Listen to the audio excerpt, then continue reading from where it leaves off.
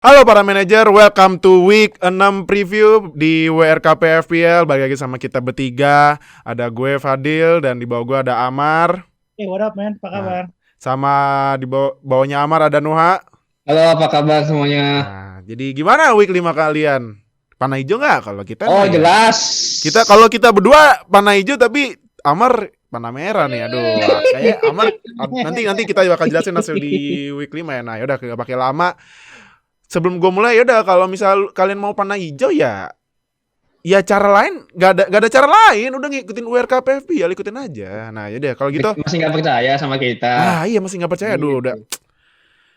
Udahlah terserah. Ya lu kalau mau panah merah terserah sono. Kalau misal lu mau emosi tiap hari kan, karena fantasy is life gitu. Nah ini langsung aja kita masuk ke preview week 6. Cuman sebelumnya gue mau kasih lihat hasil poin week 5 gue. Ini kan kemarin gue pakai wildcard ya. Nah kemarin itu pas dari detik terakhir gue ganti dari size-nya Wolves ke Dallas-nya Leeds karena gue pikir karena Leeds itu punya kebobolan shot paling banyak. Nah, kan kemungkinan besar clearance-nya banyak kan. Nah, itu bisa bonus poinnya juga tinggi.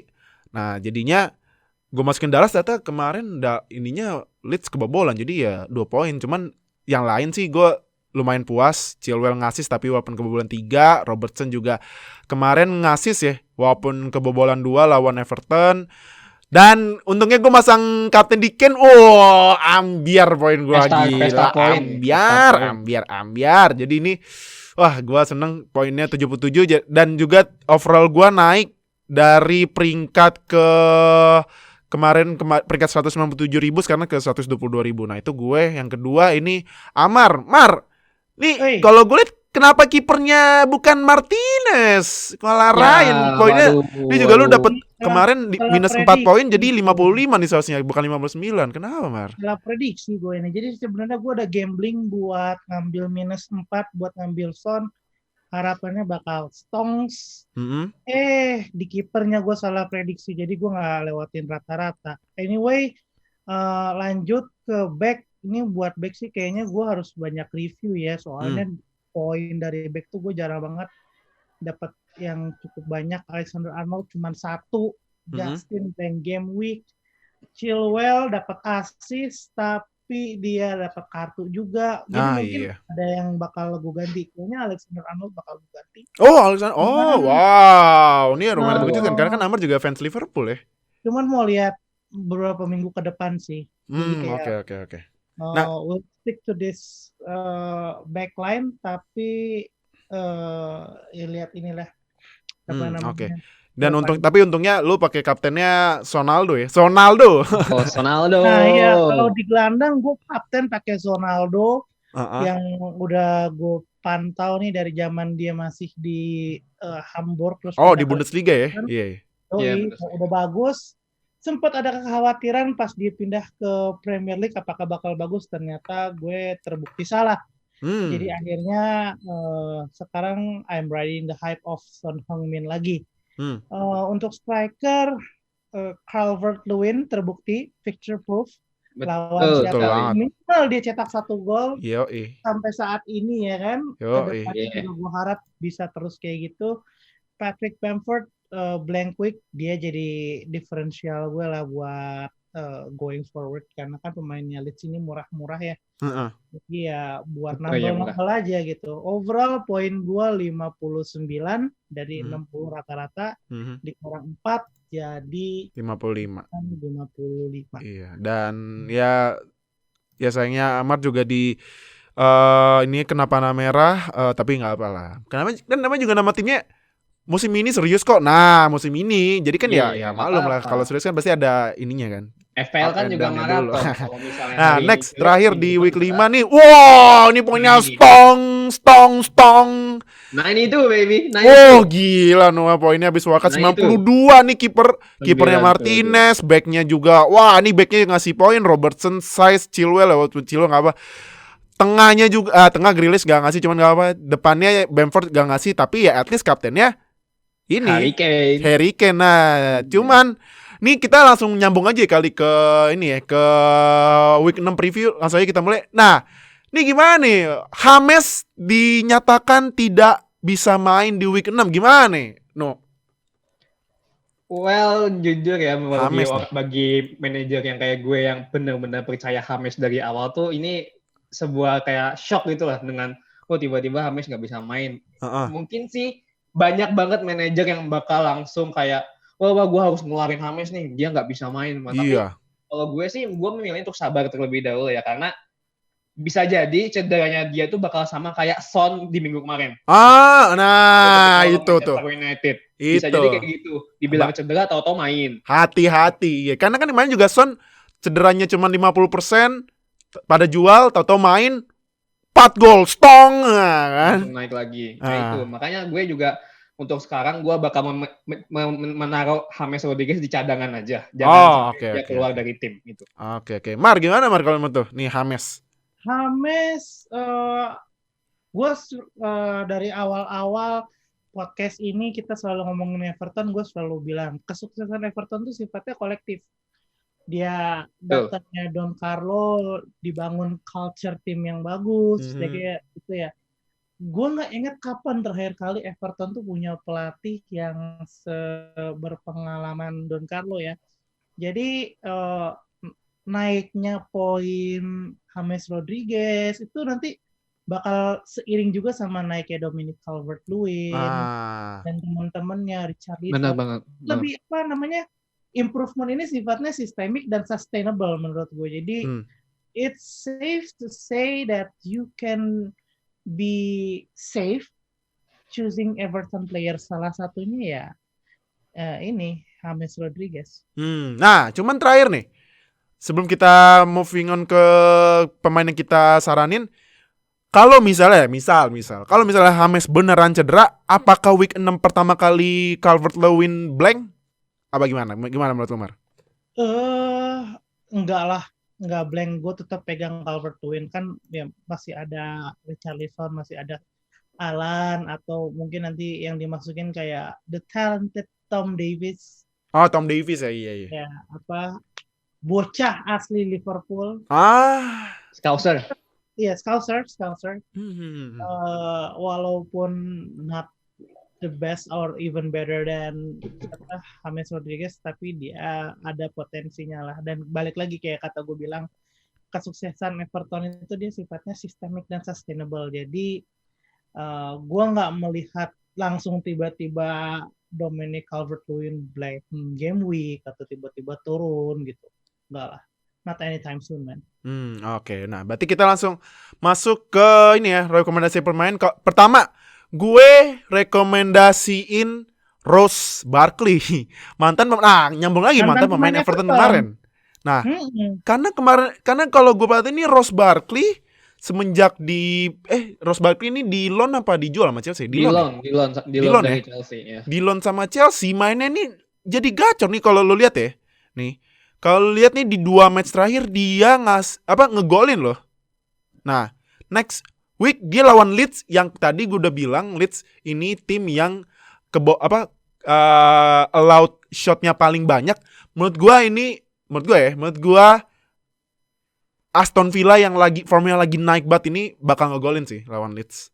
Nah, terus dengan harga yang kemarin sih harganya naik lagi ya ke 6 juta, cuman kan emang harga aslinya 6 juta.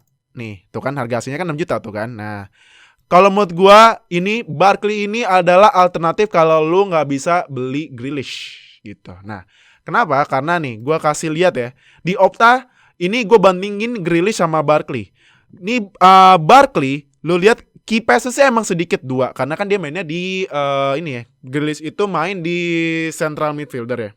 Nah, Grealish tuh dia mainnya nanti di sebelah di tengah pas ke sebelah kiri. Nah, benar. Nah, karena ya balik lagi Grealish key pass-nya dikit karena dia baru main full 2 match. Wajar dong. Nah, cuman dia 2 match aja shotnya udah 9. Udah sama kayak Grealish. On targetnya lebih bagus 1 daripada Grealish. Udah 4. Nah, cuman inside the box-nya memang 5 karena kan dia kebanyakan nendang dari luar. Jadi, kalau gue mungkin kalau misalnya lu mau nyari striker yang bener-bener tujuannya nyetak gol, nah pilihnya Barkley. Nah, ini kalau gue kasih lihat heat map sih juga Barkley dari dari game week 1 nih, gue sortir dari game week ini aja 4 ya. Nah, dari 4 ini lu lihat nih, Barkley ini bagian setengah belakang ini kan memang gak terlalu panas. Nah, bagian setengah depannya tuh lumayan panas, apalagi di ini nih, di kotak penalti nih, tuh dia lumayan panas. Jadi gue nyaranin Barkley. Nah, kebetulan Amar juga nyaranin si teammate-nya Barkley, si Jack Grealish. Nah, kalau Jack Grealish sih memang gue perhatiin dari musim kemarin memang dia the best Aston Villa player ya. Cuman kan sekarang kayaknya Aston Villa player udah mulai banyak opsinya nih. Nah, kenapa nih Jack Grealish? Jack Grealish ini obvious choice ya sebenarnya ya, karena kan gue yakin banyak manajer yang punya James Rodriguez lagi bingung cari alternatif. Sedangkan James Rodriguez itu secara harga kalau nggak salah nggak terlalu mahal. Enggak. Round 8 ya Nuha ya? Iya benar, di angka 8. Angka 8, di bawah 8 kan? Iya. Di angka 8 tapi belum tembus 9 kok. Belum tembus 9, 8 si James. Kalau lu mau upgrade yang lebih mahal pasti susah, kayak misalnya lu mau ngambil Kevin De Bruyne, Son gitu. Son itu kan udah masuk angka 9 tuh. Itu mungkin rada mahal dan lu harus restructure lagi lah. Iya. Harus jual-jual lagi back atau depan lu atau midfieldernya, iya. Nah, sedangkan setiap minggu lu cuma dapat 1 free transfer. Iya. Kalau misalnya lu perlu pemain yang buat minimal nambah 1 game week aja, harusnya sih bisa sih Jack Grealish. Dia untuk indeks statistiknya ya, let's see. Nih, di Opta nih. Di Opta kebetulan gue juga udah bandingin. Udah dibandingin, tadi udah dikasih lihat ya sama Fadil ya. Yang mau gue sorotin tuh sebenarnya statistiknya Grealish di yang FPL-nya sih. Dia untuk ICT rank. ICT-nya iya. Ya, ICT-nya tuh dia nggak ada yang di bawah 10 ya, semuanya itu. top 10. Mungkin banyak yang khawatir karena kemarin Grealish poinnya gede pas lawan Liverpool, anomali. Menurut gue sih lu nggak perlu khawatir karena untuk 10 match berikutnya FDR-nya itu yang 2 itu ada 7. Iya, makanya. Enak tuh. Dari 10 match FDR-nya 2. Nah, 1 match doang yang FDR-nya 4, sisa 2 match lagi FDR-nya cuma 3. Iya, jadi, nah ini juga FDR-nya 4, lawannya Arsenal ya? Ya, lo tahu Arsenal. Ya, lo tahu. Jadi menurut gue walaupun pada akhirnya form over fixtures, tapi it wouldn't hurt to have a player with an easy fixture menurut gue. Jadi kalau lu mau keep Grealish ini salah satu harta karun yang berharga. Dan mungkin udah kayak keluarga Cemara ya. Naik sih. Yes. Jadi Oke, nah Grealish. Nah, ini juga kalau gue kasih lihat heat map-nya ini Grealish ini karena ya malum lah ya, karena dia mainnya di sayap kiri ya, panasnya di kiri ya. Tuh. Iya, panasnya di kiri. Nah, tuh. Iya, panasnya di kiri. Kalau gue ini sebelum gue moving on ke rekomendasinya si Nuha nih, kalau lu lihat ya nih, di week 5 kemarin pas lawan Leicester. Nah, kalau lihat ini heat map-nya tuh Barkley sama Grealish hampir-hampir mirip, cuman Barkley lebih mundur ke belakang nih. Grealish kayak udah standby di depan gitu ya. Kalau buat counter attack gitu kan, bagian kiri. Jadi kalau lu nyaranin gini, kalau misalnya lu punya budget beli Grealish, kalau misalnya nyari alternatif yang lebih murah, Barkley deh gitu. Karena Barkley itu startnya di sebelah kanannya Grealish, di tengah depan gitu. Jadi itu sih kalau rekomendasinya gue sama Amar ya, Aston Villa, karena Aston Villa lagi formnya lagi bagus nih sekarang. Betul sekali. Nah, next kita ke tim rekomendasinya Nuha nih. Marcus Rashford. Kenapa Marcus Rashford? Kan MU kan ya kemarin kan lawan Newcastle ternyata nggak ngelawak ya. Tapi kenapa Marcus Rashford? Gini, Marcus Rashford nih sekarang posisinya lagi diuntungin banget nih. Karena Martial suspended. Martial suspend. Oh iya, kartu merah ya pas lawan Tottenham di Manchester United sekarang itu ya Marcus Rashford, jadi Marcus Rashford dimajuin ke tengah. Pantesan. Makanya kemarin dia bisa ngegolin tuh pas lawan Newcastle dan di Champions League juga tuh. Makanya ini menjadi momentum yang nggak bisa dilewatin bagi para managers yang punya Marcus Rashford khususnya. Jadi jangan dijual dulu, di skip aja. Siapa tahu dia nanti pas lawan Chelsea. Nanti itu Chelsea, nah ya, tuh. Chelsea. Nah, Chelsea kan defense-nya masih tricky nih. Nah itu iya. Kemarin ngegolin 3 gol tapi blue delete lagi 3 sama. Defense-nya masih belum settle, masih berantakan. Jadi ya it's safe to say kalau Rashford bisa ngegolin at least 1 lah. 1 ya? At least 1 ya. Dan nih, menurut heatmap-nya kemarin pas lawan Newcastle, nah dia tuh lebih banyak main di tengah nih. Oh iya. Banyak, dia sering dalam kotak penalti. Memang sebenarnya kalau menurut gue, Rashford itu memang dia nggak nomor 10, nggak. Nomor 9 enggak, tapi dia itu menurut gue posisinya adalah 9,5. 9,5. Oh, 9,5. Oke. Maksudnya dia tuh bisa beradaptasi gitu loh. Jadi ketika dia jadi penyerang dia bisa, ketika dia menjadi midfielder dia bisa. Tapi memang finishingnya memang belum sebagus kayak forward yang lain lah, kayak Harry Kane atau segala macam. But kenapa enggak untuk nggak dicoba buat nanti lawan Chelsea? Oke, berarti itu Marcus Rashford tuh juga kalau gue kasih lihat di Opta Stats-nya, dia shot in box-nya 7 ya. Iya. Key pass-nya juga lumayan gede loh 7. Buat seorang midfielder yang sekarang diplot jadi depan ya. Jadi iya, sekarang dia lagi OOP nih. OP. Nah, FPL itu memang kunci. Nah, OOP itu kunci, bener banget. OOP itu kunci. Itu kunci. Nah, OOP apa? Nah, ya udah kalau udah nonton dari awal sampai sekarang pasti lu tahu OOP. Kita nggak perlu kasih tahu lah. Kalau mau panah hijau ya pokoknya ikutin kita aja. Udah. Nah, jadi itu udah rekomendasi dari kita bertiga. Nah, jadi langsung aja nih tim yang bakalan kita pasang di week 6 yang gua kasih peringatan pertama ya. Week 6 deadline-nya nanti malam jam 12:30 malam. Jangan lupa. Bukan besok sore, bukan besok malam, maksudnya besok malam deket-deket maghrib gitu atau isya, bukan. Jam 12:30 malam nanti ya. Nah, ini tim gue. Kiper Guaita, gue kesel banget kemarin Guaita tiba-tiba kebobolan. Aduh, padahal gue sebenarnya aslinya pakainya Darlow. Ternyata Darlow-nya gacor. Salah gue kemarin pas World Cup, cuman nggak apa lah, gue pasang Guaita. Mungkin kalau misalnya Guaita nanti di next 2 game masih jelek, gue mungkin ganti ke Darlow. Tapi gue pasang sekarang Guaita lawan Fulham yang sekarang lagi ngaco juga ya. Mitrovic juga formnya kemarin pas penalti nggak gol lagi tuh. Penalti nggak gol. Aduh, parah. Nah, terus ini kemarin tuh gue transfer pakai 1, gue beli back Wolverhampton yang kemarin poinnya gede banget nih, Max Kilman ini kemarin bikin assist.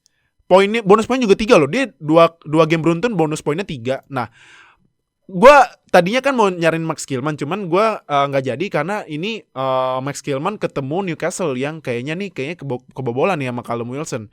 Cuman kalau misal lu mau nyari back murah, nah ini gue nyariin Max Kilman, kemarin harganya baru naik loh, 4,1. Dia harga aslinya 4,0. Karena di Wolverhampton kan si Johnny back tengahnya kan cedera lama. Nah, Max Kilman yang gantiin gitu. Apalagi kemarin Max Kilman pas lawan Leeds juga dapat man of the match gitu. Jadi ya gue tetap nyaranin sih kalau yang tadi tetap Barkley. Cuman kalau lu mau nyari back murah ini Kilman. Nah, backnya nih gue karena nggak pakai Kilman, gue ganti ke Lamptey karena West Bromwich juga kemarin kan kemarin itu West Brom 0-0 kan lawan Burnley, berarti emang attackingnya lumayan kurs nih West Brom. Jadi gue pasang Lamptey. Chilwell MU, mungkin menurut gue MU ya defense-nya nggak pernah clean sheet, jadi gue pasang Chilwell. Robertson, gue percayaan lagi sama Robertson walaupun ya defense-nya Liverpool agak bolong karena kipernya juga bukan Alisson, walaupun Alisson udah mulai latihan tapi masih latihan ringan. Terus juga Van Dijk cederanya lama ya gara-gara Pickford tuh. Kesel emang ya Jordan Pickford, astagfirullah. Aduh, cederanya ACL lagi. Aduh. Nah, tapi gak apa-apa, Robertson kayaknya menurut gue bakal kasih kontribusi. Nah, di tengah gue pasang Grealish, Harvey Barnes lagi. Gue tadi mau beli Wilfried Zaha, cuman Zaha gak jadi. Nah, jadi gue Harvey Barnes. Tapi gue lihat dulu Barnes terakhir nih lawan Arsenal, kalau misalnya jelek gue ganti ke Zaha. Sonaldo gue pasang, tapi gue pasang kaptennya di Salah karena lawannya Sheffield. kayaknya Salah bakal gacor nih. Depannya Callum Wilson, Calvert-Lewin lagi, sama Harry Kane, si tukang asis. Nah ini benchnya, jadi itu gua. Next, ini timnya ini nih, timnya Amar gimana nih Mar? Kalau lu Mar? Oke, buat kiper sama back, tadi Fadil sempat mention tentang West Brom, analisisnya sama, jadi gue akan percayakan Matt Ryan sama Tariq Lamptey. Untuk back juga nih sama nih, Ben Chilwell lagi, harapannya dia bisa cetak assist, walaupun ya mungkin nggak clean sheet, tapi bisa dapat poin-poin dari assist atau gol dari Chilwell yang mainnya agresif. Oke, berikutnya Alexander Arnold. Ini sebenarnya mau gue jual, cuman belum sempat gue jual karena ada kepentingan yang lebih lain, yaitu mungkin Jack Grealish ke lineup gue buat yo.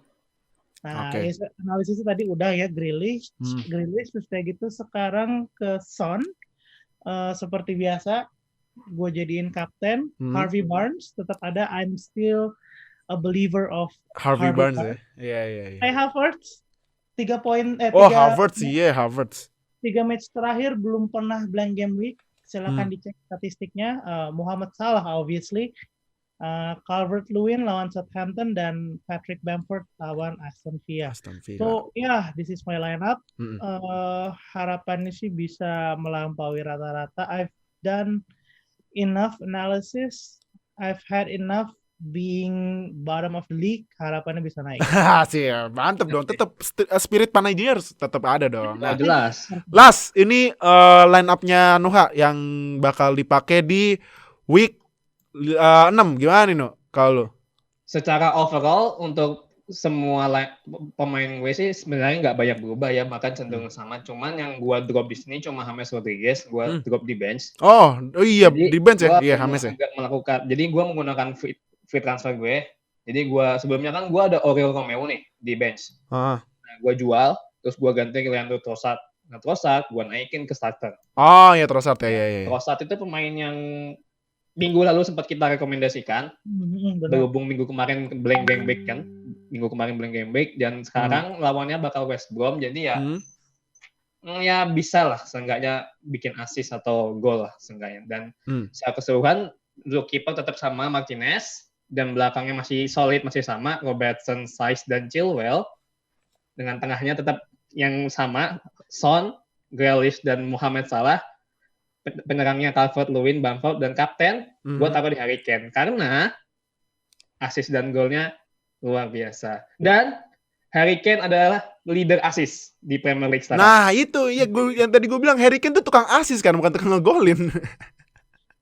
Tapi Dil ya, Nuha ya, ada satu hal yang gue perhatiin nih dari lineup kita. Kayaknya kita sama-sama sepakat kalau West Brom ini bisa dieksploitasi gitu. Iya, benar. Iya, bisa. Pasang tadi Trossard, Tariq Lamptey, juga Matt Ryan gitu. Going forward, ini mungkin bisa jadi kayak fantasi NFL nggak, atau NBA yang benar-benar match up heavy gitu. Menurut lu gimana? Bener-bener. Karena itu juga West Brom kemarin kan bagus pas lawan Chelsea tuh, Chelsea-nya kayak gitu ya tiba-tiba kan. Jadi menurut gue sih kalau misalnya lu ketemu punya pemain lawan West Brom, mendingan pasang aja gitu. Nah gitu. Jadi udah itu aja dari kita preview game week 6. Gimana dari lu? Masih gak mau percaya sama kita? Capek gue bilangnya. Gue ya gini deh, lu kan udah gede, udah lagi ikutin ya terserah lu deh. Lu mau panah hijau ikutin kita, yang kalau nggak mau panah hijau, mau panah merah mulu ya diikutin yang lain aja gitu, serah deh. Ya karena udah terbukti kan kemarin aja kita udah stongs poinnya gitu. Ya udah, jadi ikutin aja. Jadi udah. Sudah ada bukti nyata. Udah kita ngasih bukti, bukan janji, bukan bualan belaka apa ada. Tapi ya benar gitu. Kita mah kasih bukti aja gitu. Jadi ya udah, itu buat kita di preview week 6. Jangan lupa gue ingetin lagi buat para managers, deadline-nya nanti malam jam 12:30 ya. Jam 12:30 jangan lupa. Kalau misalnya lupa ya wes gitu, ya resiko lau gitu. Kita mah udah ngasih tahu.